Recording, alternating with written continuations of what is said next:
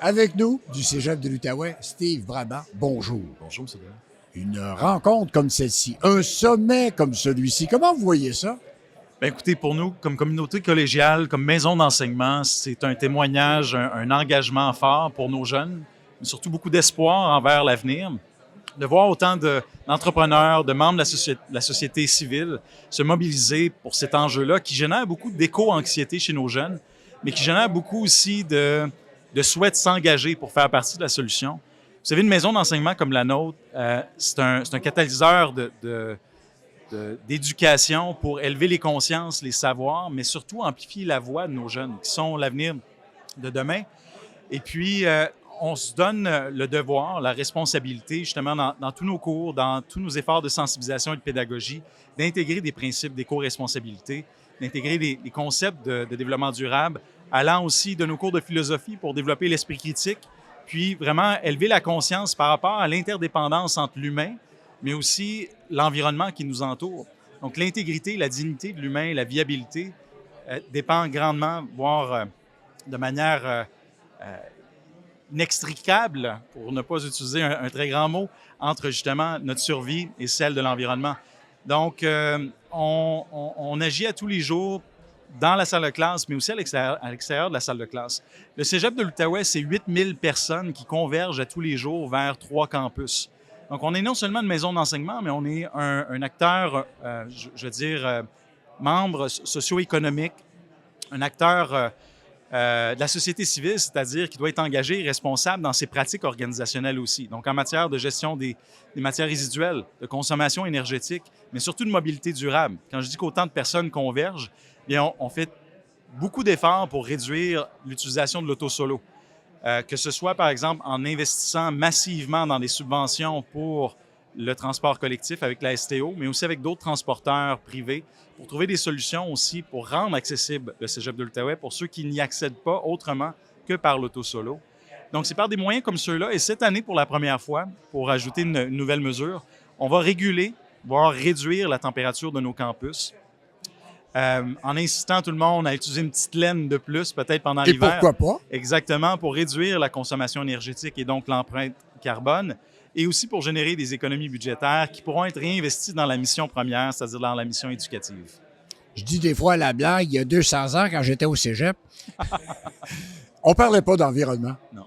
Aujourd'hui, le jeune qui arrive au Cégep, est-ce qu'il y a une pensée complètement différente?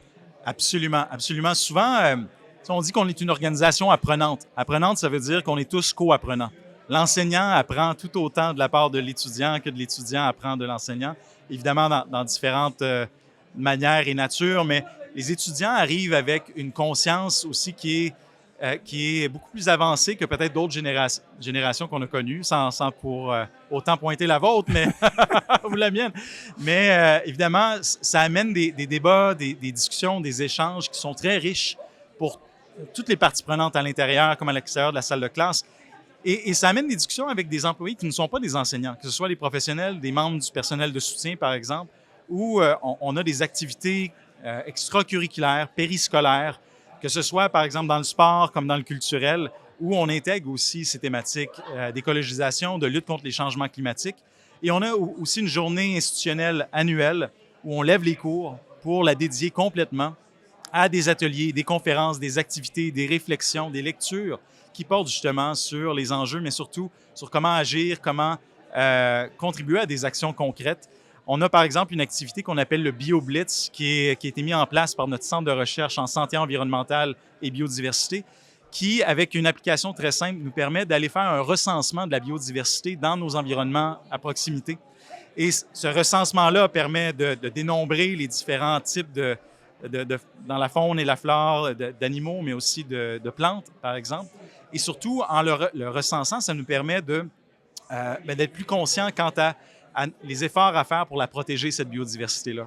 Donc, on a plein de moyens pédagogiques et d'autres moins pédagogiques pour justement renforcer cette sensibilisation, cet éveil de la conscience et une action collective, justement, pour réduire l'empreinte carbone et tendre vers la carboneutralité et protéger notre biodiversité.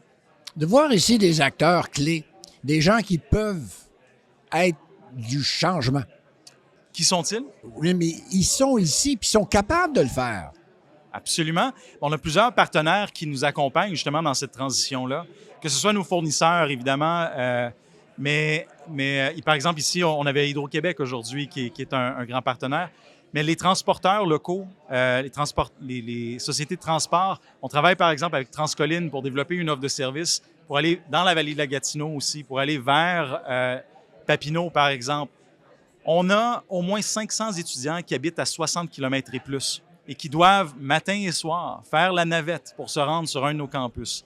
Ces étudiants-là, non seulement c'est un coût pour eux qui devient un obstacle à l'accès, mais c'est aussi une émission de gaz à effet de serre qu'on pourrait certainement diminuer, voire éliminer, si une offre de transport adaptée était développée pour faciliter leur trajet, mais aussi pour réduire la multiplicité, si on veut, des véhicules qui se trouvent sur la route.